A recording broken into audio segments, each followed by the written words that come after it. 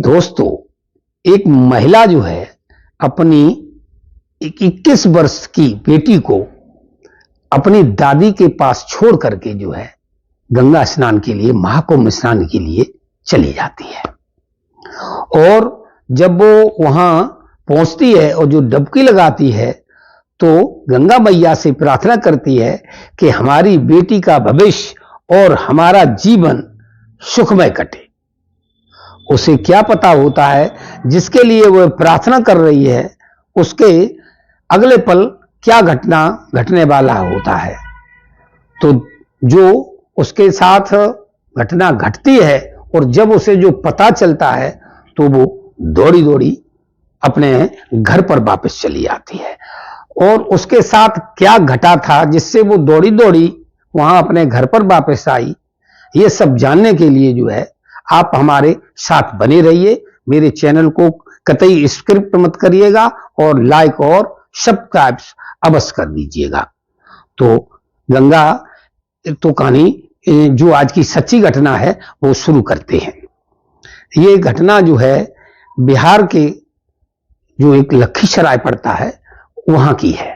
वहां की जो है एक महिला गंगा स्नान जो पड़ा था उस पर नहाने के लिए जो है वो तैयार होती है और अपनी बेटी से कहती है कि बेटी, जिसका नाम सपना होता है, 21 वर्ष उसकी उम्र होती है, तो ये बदला हुआ नाम है, उससे कहती है बेटी, जिस गांव के मोहल्ले के कई लोग जो गंगा स्नान को जा रहे हैं, मैं भी गंगा स्नान के लिए जाना चाहती हूँ। बेटी कहती ठीक है माँ, चली जाओ, कोई दिक्कत नहीं है, मैं यहाँ रह लूंगी, लेकिन मेरे पास बात करने के लिए, तुमसे बात करने के लिए कोई फोन वगैरह तो है नहीं, तू पहले मुझे फोन दिलाती जा, उसके बाद तू चांजा चली जाना। तो वो मां जो है बाजार जाती है और उसके लिए कीपैड वाला 1000-1500 रुपए का फोन ला करके उस बेटी को दे देती है। बेटी बहुत खुश होती है। तो जो उसकी माँ होती है, जिसका नाम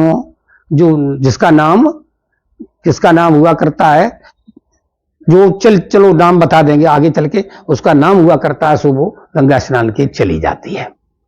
अब जो है उसका नाम रजनी हुआ करता है। तो रजनी जो है गांव वालों के साथ गंगा स्नान के लिए पहुंच जाती है। जब गंगा मां में वो डुबकी लगाती है, नहा लेती है, तो नहाने के बाद जब वो कपड़े वस्त्र पहनती है तभी उसके पास एक जो है फोन आता है। उस फोन को जो सुन करके उसके पैरों की जमीन सरक जाती है और वो उससे कहती है अपने साथ वालों से कि मैं अपने जो है घर जाऊंगी, मुझे घर जाना है। तो पूछते हैं साथ वाले कि आखिर हुआ क्या है जो तुम इतनी जल्दी डाल रही हो? अभी तो इतने 7-8 दिन का, हम लोग 5-6 दिन का प्रोग्राम बना के आए थे, अब तुम आज ही कहने लगी मुझे जाना है। तो वो जो है कहती है कि मेरे पति जो बंबई में नौकरी करते थे वो घर पर आ गए हैं और मैं जो है, उनकी तबीयत खराब है, मेरे पास फोन आया है, तो मैं तब पति के खातिर घर लौटना चाहती हूँ। उन्होंने वो बात जो है, जो सच घटना थी, उन्हें नहीं बताई थी। तो होता क्या है अब बताते हैं कि जब ये गांव वालों के साथ जो गंगा स्नान के लिए जाती है तो उस लड़की वो फोन मांगती है, वो फोन उसे दे देती है ला करके। जब ये चली आई तो जो सपना है वो अपने बॉयफ्रेंड को या मंगेतर से वो फोन करती है और बताती है कि मेरी माँ ऐसे ऐसे गंगा स्नान को चली गई हैं, मेरी दादी माँ है वो बूढ़ी है, उसे सुनाई भी कम देता है और दिखाई भी कम देता है, तुम मेरे घर पर आ जाओ। और हम दिन में मिलते रहे हैं, अभी तक रात में नहीं मिले हैं, आज हम लोग रात में मिलते हैं। तो दोनों लोग बहुत खुश होते हैं। दिन में जो बातें हुई वो सपनों में खोए रहते हैं कि लड़की सोचती रात को ऐसे मिलेंगे, वैसे मिलेंगे, ये करेंगे, फला करेंगे, ऐसे ही लड़का सोचता रहता है। तो दिन कब कट गया ये लोगों को पता ही नहीं चला। शाम हो जाती है, रात का 10 बज जाता है। तो रात के 10 बजे वो लड़का अपने दोस्त प्रवीण के साथ, जिसका नाम लखन होता है, वो उसके घर पर आ जाता है। के बाद वो लड़की खोली देती है। तो जैसे ही सपना 2 लोगों को देखती है तो सपना का पारा 7वें आसमान पर चढ़ जाता और कहती है, इसे क्यों लेके आए हो, तुम भी जाइए, अब कोई मतलब नहीं हमारा तुम्हारा। तो वो उसके उसको मनाता है, समझाता है और कहता है ये मेरा बहुत खास जिगरी दोस्त है, जो कुछ भी आज करेंगे हम तीनों लोग मिलकर करेंगे, और जब मुझे कोई आपत्ति नहीं है, पत्नी तुम मेरी हो, मुझे आपत्ति नहीं तो तुम्हें कोई बात की आपत्ति नहीं होना चाहिए। वो लड़की किसी कीमत पर जो है बर्दाश्त नहीं करती है और वो कहती है कोई मतलब नहीं है, तुम भी जाइए और तुम भी जाइए। जब वो किसी कीमत पर मानती नहीं है तो लखन यहां एक पासा फेंकता है और कहता है अरे इतनी ठंड में चल के आए हैं, मोटरसाइकिल से आए हैं, मेरे को ठंड लग गई है, तो क्या मुझे चाय भी नहीं बनाओगी? तो वो चाय बनाने के लिए किचन में चली जाती है। इसी बीच जो है ये दोनों दोस्त आपस में बात करते हैं। चूंकि इन्होंने थोड़ी बहुत पी भी रखी थी, तो ये जो कहते हैं कि तुम जो है चले जाओ। प्रवीण कहता साले चूतिया समझता है तू मुझको, पैसे मैंने खर्च किए और मजा तू लूटेगा, तुझे जाना होगा, मैं तो नहीं जाऊंगा। ये बात जो लड़की भी सुन लेती है। अब लड़की और गुस्सा हो जाती है, वो उन्हें भगाने की कोशिश करती है, तुम जाइए, चाय पी ली। हालांकि चाय वो लाई थी, चाय भी पिला देती है। फिर वो कहती है तुम लोग यहां से जाइए। वो लोग नहीं मानते हैं, चूंकि उन लोगों ने ड्रिंक भी कर रखी थी, इन्हें नशा भी हो जाता है। तो अब जो है इनके ऊपर जो है जो सोचा था पूरे दिन, काम का भूत जो है, कामांध जिसे कहते हैं, वो कामांध हो गए थे। अब जो है उस लड़की को जो है पकड़ के जो है बेड पे गिरा लेते हैं और वो घर में जो कपड़े पड़े थे, साड़ी वगैरह उसके, उसी से उसके हाथ और पैर बांध देते हैं और मुंह में कपड़ा ठूस देते हैं। दोस्तों उसके साथ जो है पूरी रात मतलब अन्याय होता उसके साथ, और जब सवेरा होने लगता है तो लड़की बेहोश हो जाती है। अब ये देखते हैं ये तो लड़की बोल भी नहीं रही है, कपड़ा हटा के भी देखते हैं मोहग वाला तो भी लड़की नहीं बोल रही है। तो अब इन्हें थोड़ा सा डर पैदा हो जाता है। जब जो जाने को होते हैं तो प्रवीण जो कहता है कि सुनो, अब ये सवेरे जब जगेगी, होश आएगा तो ये नाम बता देगी और हम लोगों को जेल जाना पड़ेगा, पकड़े जाएंगे, तो लिहाजा ऐसा करते हैं इसका गला दबा देते हैं। लखन कहता है कि मैंने सुन रखा है कि जब आदमी बेहोश हो जाता है, फिर जब वो पुनः होश में आता है तो पूरी उसकी मेमोरी डिलीट हो जाती है, उसे कुछ याद नहीं रहता है।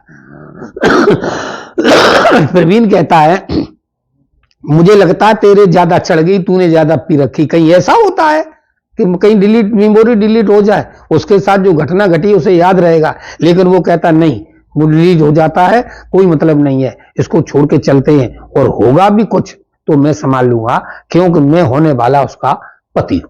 इस वजह से वो उसको छोड़ करके ऐसा ही निकल जाते हैं। अब सवेरा हो जाता है, सवेरे के 8 बज जाते हैं। तब तक तो जो 8 बजते हैं, इससे पहले वो लड़की रोज जाग जाया करती थी, सपना चाय पानी बना करके सब घर को पिला दिया करती थी। डोकरी को भी मिल जाती थी, डोकरी को चाय नहीं मिलती है तो वो आवाज लगाती है, देखती आज क्या हो गया है। उसके कमरे में डोकरी आती है, देखते उसकी हालत देख करके डोकरी की आंखें फटी की फटी रह जाती हैं। इतना तो उसे दिखाई देता था कि लड़की के साथ कुछ गलत हुआ है, हाथ पैर बने हैं, तो वह उसके हाथ पैर खोलती है, पूछती है क्या हुआ है मुंह से कपड़ा निकालने के बाद। फिर वो कहता है लखन आया था। तो लखन आया था, वही लखन जिसके साथ तेरी शादी होने वाली है। तब वो कहती लखन आया होता कोई बात नहीं थी दादी माँ, उसके साथ एक लड़का और आया हुआ था, उन दोनों ने मिलकर के मेरे साथ अत्याचार किया है। दोस्तों तो डोकरी जो है भले ही वृद्ध थी, लेकिन वो जमाने का अनुभव उसके पास था। वो सीधी कहती चलो थाने चलना है, और वो बेटी को लेकर के एफआईआर दर्ज कराते हैं। जब एफआईआर दर्ज कराते हैं, वहां के जो एसएचओ हुआ करते हैं तो वो बहुत अच्छे आदमी होते हैं, उनकी तुरंत एफआईआर दर्ज करते हैं, और तुरंत एफआईआर दर्ज करने के साथ साथ तुरंत गाड़ी मंगाते हैं, और गाड़ी मंगा करके इनको भी उसी में बैठा लेते हैं और सीधे उसी गांव आते हैं। उसके जो 8-7 किलोमीटर उसके गांव से लखीसराय है, ये बिहार के लखीसराय की घटना है। लखीसराय गांव से थोड़ी दूर उसका 8-7 किलोमीटर गांव हुआ करता है प्रवीण का और लखन का। वहां पर दबिश देते हैं। ये रात के हारे थके भी आए थे, ड्रिंक भी पी रखी थी, कर रखा था, और उसके बाद इन्हें अपने घोड़े जैसे बेच के सोए हुए थे। तो सवेरा था, उन्होंने आकर के जो है उसे 10-11 बजे के लगभग उन दोनों लोगों को गिरफ्तार कर लिया, थाने लाते हैं गिरफ्तार करके। और तब तक उसकी जो मां है वो दौड़ी दौड़ी आ जाती है। जब उसे इस कहानी पूरी पता चलता है तो अपनी बेटी को गले से लग के रोने लगती है, और वो कर भी क्या सकती थी, जो दरिंदगी हुई है अब उसके साथ कर तो कुछ सकती नहीं रोने के अलावा, तो रोने लगती है।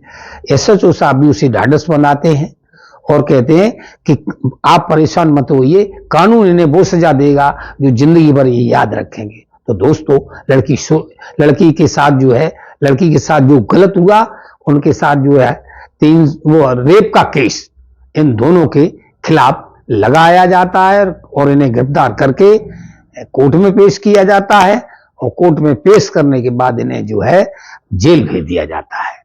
तो दोस्तों आज की कहानी सुनाने का मतलब किसी की भावना को ठेस पहुंचाना नहीं है, किसी का अपमान करना नहीं है, मगर आप लोगों को जागरूक करना है। अगर ऐसे आप लोग, पहले मेरा कहना है, सारे जो लोग शादी से पहले जो संबंध बना लेते हैं, ये संबंध बिल्कुल निहायत गलत है। आप भी उतने ही भागीदार हैं जितना वो भागीदार है सामने वाला, इसलिए शादी से पहले कोई ऐसा काम ना करिए। और आज की कहानी आपको कैसे लगी मुझे कमेंट करके जरूर बताइएगा। नमस्कार, धन्यवाद।